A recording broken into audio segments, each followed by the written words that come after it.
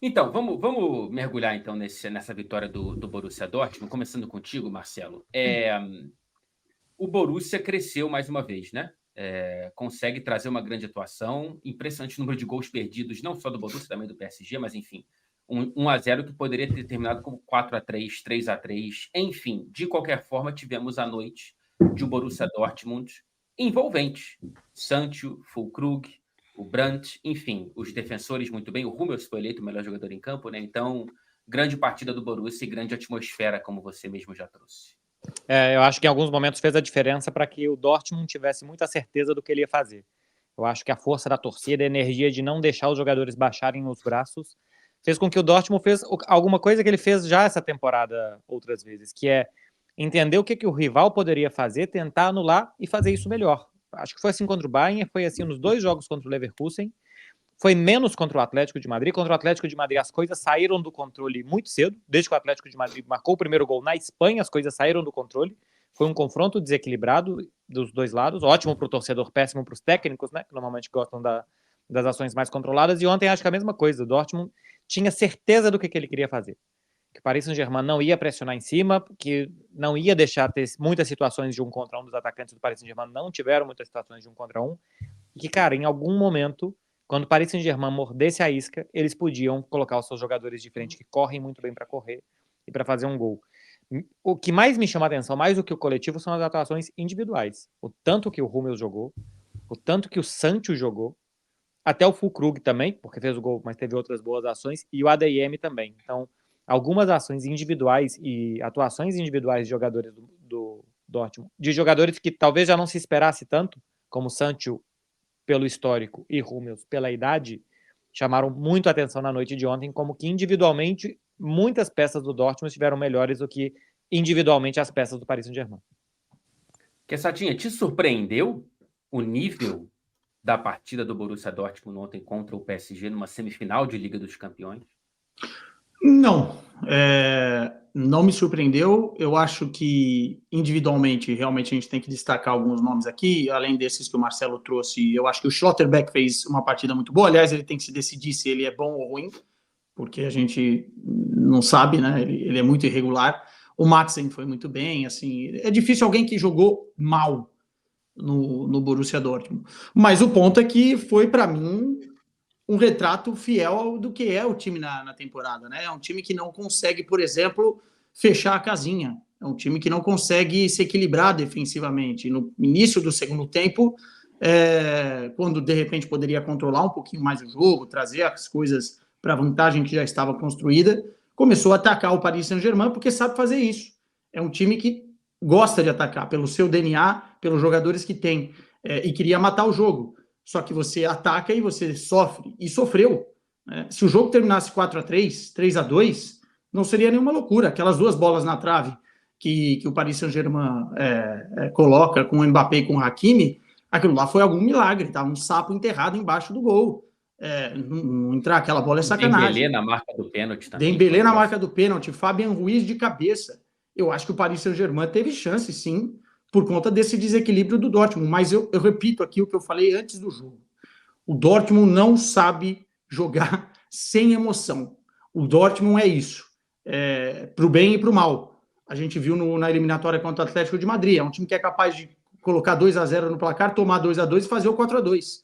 É um suco de entretenimento que, óbvio, é bom para quem está assistindo, mas deve ser muito difícil para o torcedor, né? Que sabe que pode ir ao jogo e pode perder a qualquer momento. E ontem poderia ter saído com 2-0 ou 2-2 por conta de tudo isso. Clarinha, já pedindo para o João preparar e colocar quando estiver pronto as capas dos jornais, né, da França, a sensação é que para o que poderia ser em certo ponto da partida, é que para o PSG foi até ok, ou é uma sensação de um PSG de cabeça baixa que tomou uma pancada na cabeça em Dortmund? Não achei que tomou pancada na cabeça. Eu acho que foi um jogo que, em alguns momentos, poderia ter ido para outro lado diferente. Eu entendo que no fim da partida teria sido talvez mais coerente um 2-0 para o Dortmund, porque o fim do jogo a gente não tem por exemplo, um segundo tempo em que o PSG domina, o Dortmund tem mais chances que o Dortmund. O PSG tem chances, mas o Dortmund também tem chances.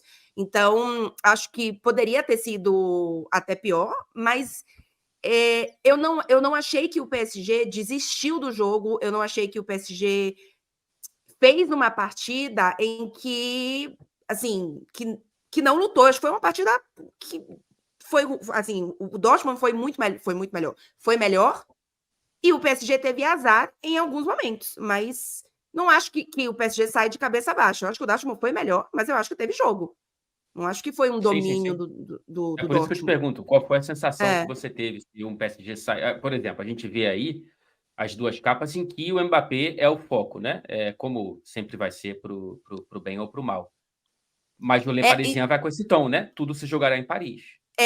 Eu acho que tem duas coisas aí pra gente trazer, né? Primeiro que a gente trouxe, Fred, na quarta, a capa do L'Équipe antes do jogo. E a capa do L'Équipe antes do jogo não foi o Mbappé. Foi o Luiz Henrique, era uma foto do Luiz Henrique com o Hakimi e falando que a estrela do time era o Luiz Henrique. Ele encarnava o novo perfil do PSG. E então, na hora de vender o jogo e, enfim, o que seria o PSG, foi o Luiz Henrique. Mas na hora da derrota, foi o Mbappé.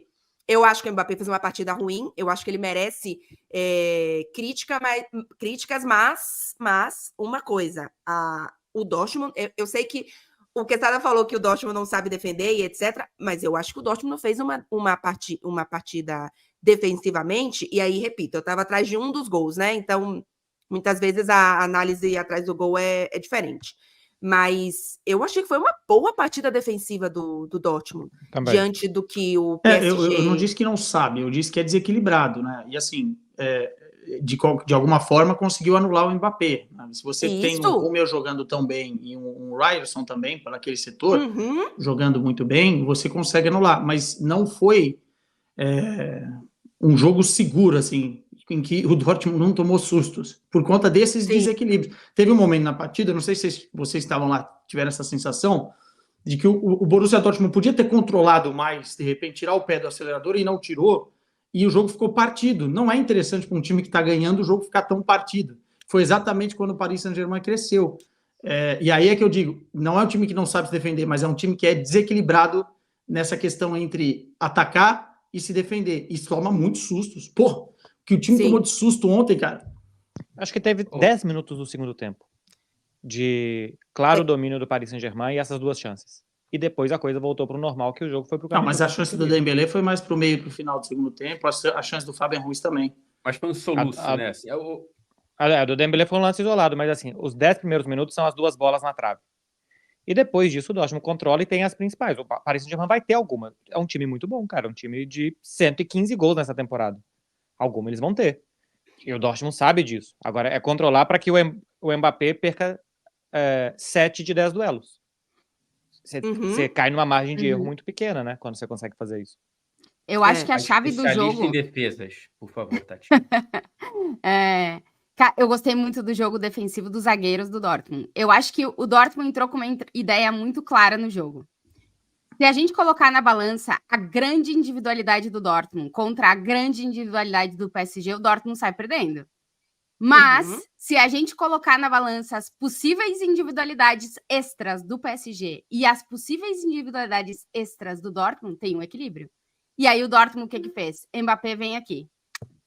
Você vai ficar com menos possibilidades de jogar. Ponto. Eles equilibraram o duelo. E aí a gente teve possibilidades para os dois lados.